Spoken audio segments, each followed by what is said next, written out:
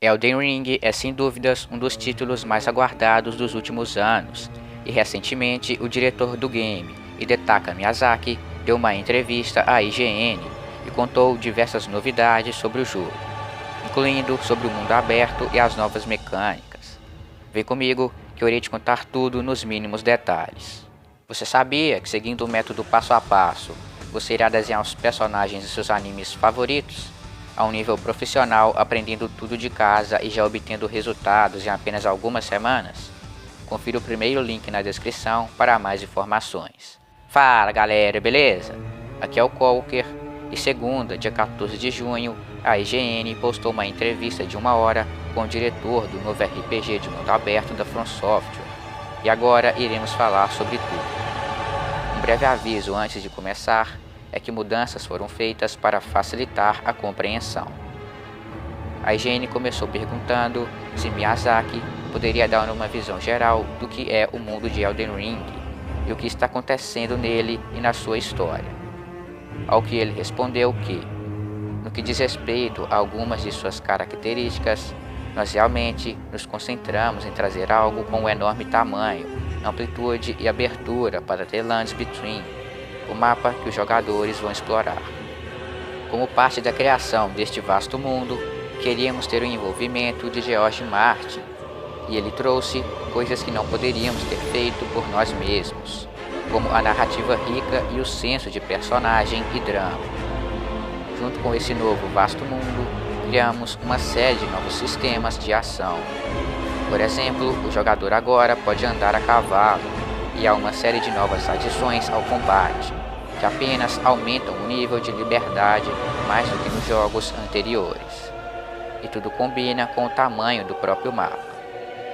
Acho que outra grande diferença, ou ponto principal deste título, é o número de opções que você tem disponível em combate.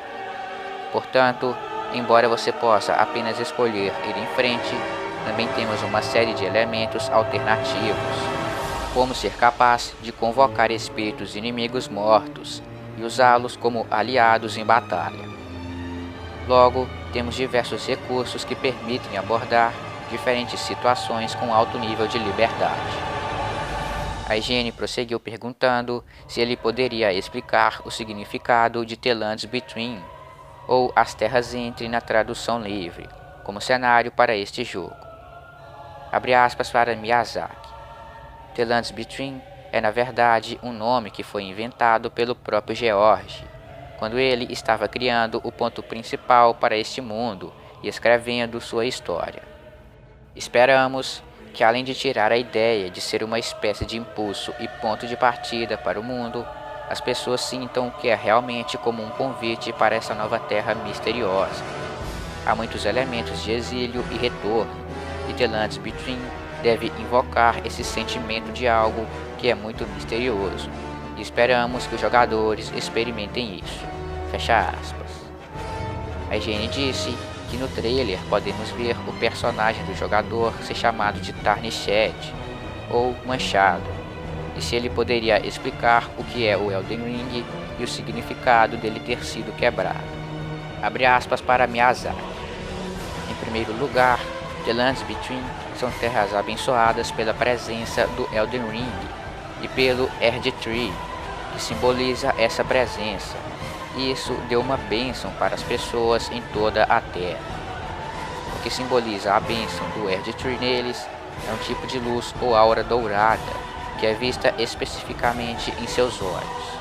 No entanto, depois de um tempo, alguns indivíduos perderam essa bênção e a luz desapareceu de seus olhos. E esses são conhecidos como Tarnished.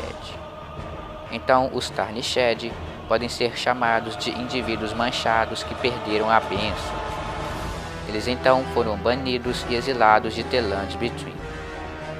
Muito tempo depois disso, o Elden Ring foi destruído em um evento histórico.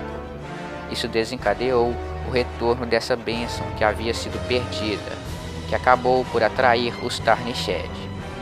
Portanto, este é o ponto de partida, ou o ímpeto para o jogo em si. Os Tarnished sendo chamados pela bênção perdida e retornando a The Lands Between para encontrá-lo. Eu sinto que um dos principais temas do jogo É como o jogador, o Tarnished, aborda e trata essa bênção recém-descoberta e esse retorno à terra da qual eles foram banidos. Como eles interpretam isso e o seu significado. Não existe apenas o personagem do jogador, há muitos outros que foram chamados de volta e terão suas próprias aventuras e motivos. Queremos que o jogador descubra por si mesmo o que isso significa. Fecha aspas. Existe algum tipo de tema unificador ou inspiração que você usa para fazer os inimigos e chefes para esse jogo? Você poderia contar um pouco sobre eles? Existem vários temas para os designs dos inimigos. Um dos temas dos chefes principais do jogo, em específico, é que eles são essencialmente semideuses, que herdaram o poder insano dos fragmentos do Elden Ring quando ele foi quebrado. Queríamos retratar esses seres horríveis não apenas como criaturas e monstros terríveis, mas como um elemento de heroísmo e mitologia. Essencialmente, eles são os antigos deuses deste mundo. E parte do design desses personagens principais é que, ao herdar os fragmentos do Elden Ring, cada um ganhou um poder ou elemento diferente, e cada um foi deformado à sua própria maneira. Cada um deles caiu na ruína e loucura. Portanto, embora haja elementos eóricos e mitológicos neles, eles também terão uma mácula e declínio. Existem seres parecidos com os Mimics de Dark Souls no Elden Ring. Os jogadores não encontrarão Mimics exatamente da mesma forma. É um mundo diferente de Dark Souls, mas esperamos dar a eles algumas surpresas. Você pode entrar em alguns detalhes sobre cada uma das 6 áreas de The Lands Between? O jogador pode ir em qualquer uma delas, a qualquer momento, ou existe uma ordem específica?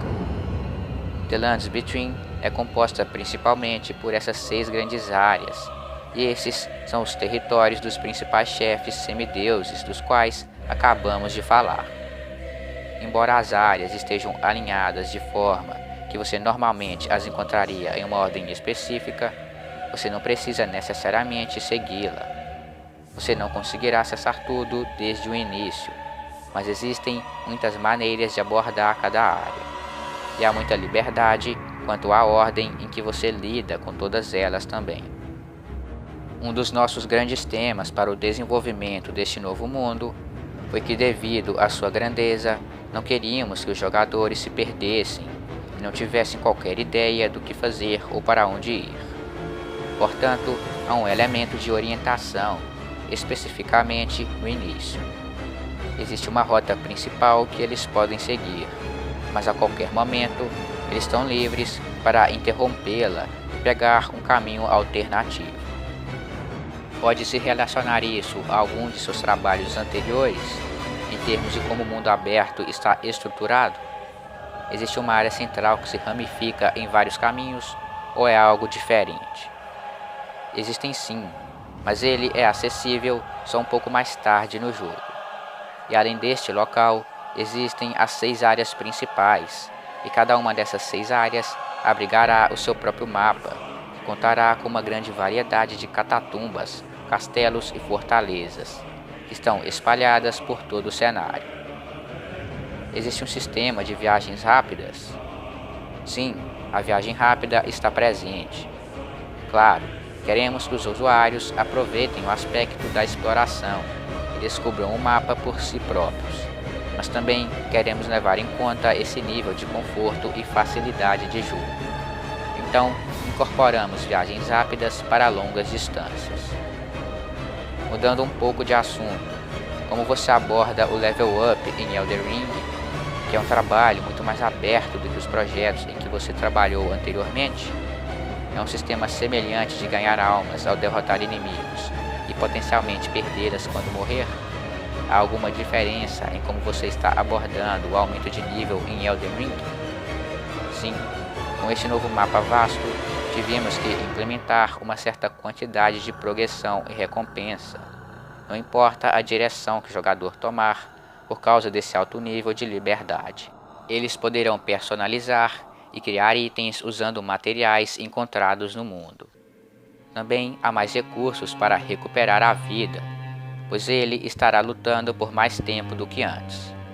Acho que a palavra-chave é retenção e um senso de progressão, para manter um fluxo enquanto exploram e viajam pelo mapa.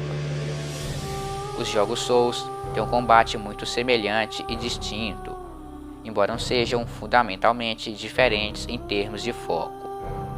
Você pode descrever como o combate funcionará em Elden Ring e como ele se difere dos jogos anteriores? Uma das coisas que queríamos enfatizar nesse jogo era mais uma vez a liberdade de escolher como enfrentar os inimigos e como abordar esse tipo de situação, em vez de mostrar ao jogador uma maneira específica de agir. Portanto, há uma variedade de possibilidades para o combate, juntamente com muitas habilidades que podem ser adquiridas. Queríamos permitir que o jogador combinasse esses diferentes elementos para encontrar sua própria estratégia. Haverá um medidor de estamina como em Dark Souls e Bloodborne? Sim, a barra de resistência existe em Elden Ring, mas sentimos que ela terá menos influência no gameplay do jogador. Queríamos torná-la menos restritiva para contribuir para esse nível de liberdade maior do que em títulos anteriores. Você é livre para combinar suas diferentes habilidades com diferentes armas. Você está livre para construir seu personagem com diversas armas e equipamentos. Você também está livre para aprender magia e feitiços. Achamos que a personalização da build será ainda mais variada e rica do que nunca. Ao longo do trailer, vemos um cavalo saltando de um penhasco, um ataque de cima do cavalo, um ataque mágico que aumenta o tamanho da espada do Tarnished. Você poderia falar mais sobre essas habilidades? Como elas são conquistadas? Adquirir uma técnica permite explorar mais o mundo? Sim, uma parte de criar este novo universo foi adicionar diversão e esse senso de exploração, fazendo os jogadores se sentirem encorajados e dando-lhes o desejo de explorar o quanto quiserem. Isso poderia ser através da aquisição de novas armas, feitiços e habilidades mágicas, como as diferentes invocações de espíritos. Queríamos colocar esses elementos para que os jogadores gostassem de explorar o mapa por si próprios. Existem casos em que você pode comprar magias em lojas ou aprendê-las com os NPCs, mas em sua maioria elas estão escondidas em todo o mundo para o jogador descobrir através da exploração. Acho que uma coisa que vale a pena mencionar são as habilidades, que é um recurso recorrente dos jogos anteriores, mas novamente estamos concentrando no nível de liberdade que isso dá ao jogador. Então, antes, onde havia uma certa habilidade associada a uma determinada arma, agora você é capaz de trocar livremente habilidades entre diversas armas. Existem, acredito, cerca de 100 habilidades no total. O jogador estará livre para construir seu personagem com diferentes armas e equipamentos. Você pode falar um pouco sobre o papel da furtividade em Elden Ring? Há uma parte do trailer em que vemos o personagem se arrastando lentamente por trás de um grupo de inimigos. Achamos que é uma implementação relativamente simples de stealth, mas tem uma ampla variedade de aplicações. Assim, você pode se agachar, esgueirar e ser dificilmente detectado em grama alta. Você é capaz de usar isso ao seu favor para se aproximar furtivamente do inimigo, mas você também pode usá-la para contornar certas áreas e analisar situações à distância. Você mencionou anteriormente que um dos aspectos da liberdade é que o jogador poderá invocar espíritos para ajudá-lo. Convocar jogadores online sempre foi uma característica da série Souls. No trailer, quando você vê o personagem invocar um monte de fantasmas azuis, isso era jogo online ou espíritos invocados. Aquilo foram as invocações espirituais que mencionei anteriormente, sendo totalmente offline. E essas invocações espirituais, sentimos que além de haver uma grande variedade delas, são um bom elemento colecionável dentro do mundo para descobrir e equipar conforme se avança.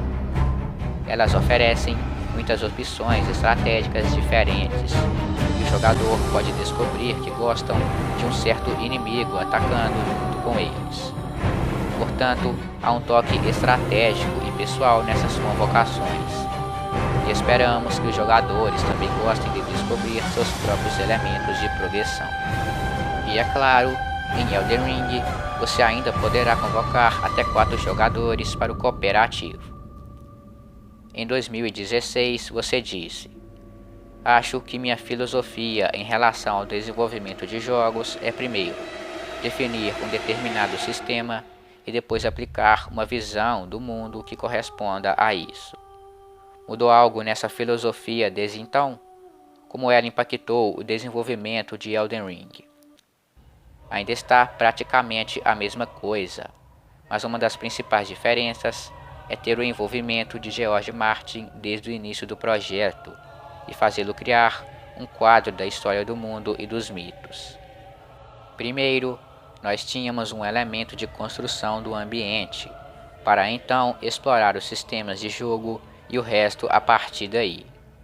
Esta foi uma abordagem bem diferente, e ao invés de impor restrições, o próprio George foi muito aberto para priorizarmos os sistemas de jogo e deixar de fora tudo que não quiséssemos explorar. Mas acabou não sendo assim. Acabou sendo uma grande fonte de inspiração e ímpeto para o design do jogo. Então a construção do mundo e os sistemas foram feitos juntos. Tivemos esse impulso inicial dos contos de George e usamos isso para criar a base e as camadas iniciais do jogo. Um exemplo disso seria como os Tarnished foram manchados e perderam a bênção. Este é o momento inicial para o jogador, mas, além disso, vamos ter muito de nossa própria construção de mundo e nossos próprios elementos de história e jogabilidade, que são necessários para a orientação dos jogadores. Com o jogo Soulsborne, você ganhou uma reputação por um tipo muito específico de narrativa, que é contada principalmente através de itens. Isso mudou um pouco com Sekiro, onde é ligeiramente mais tradicional. Você considera sua abordagem de contar história como algo que está evoluindo? E como você descreve esse estilo de contar histórias no que se refere ao Elden Ring? Não tenho certeza se chamamos isso de evolução. Acho que podemos rir disso. Mas o que queremos fazer é manter a sensação de que o jogador está descobrindo coisas por si só e se divertindo tanto em termos de ação quanto narrativa.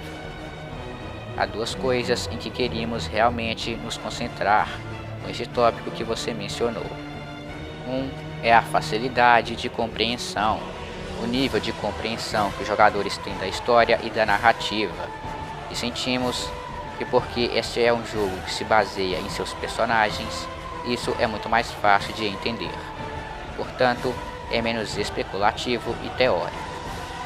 Esperamos que o nível de compreensão seja fácil, mas novamente há muito mais profundidade enquanto explora.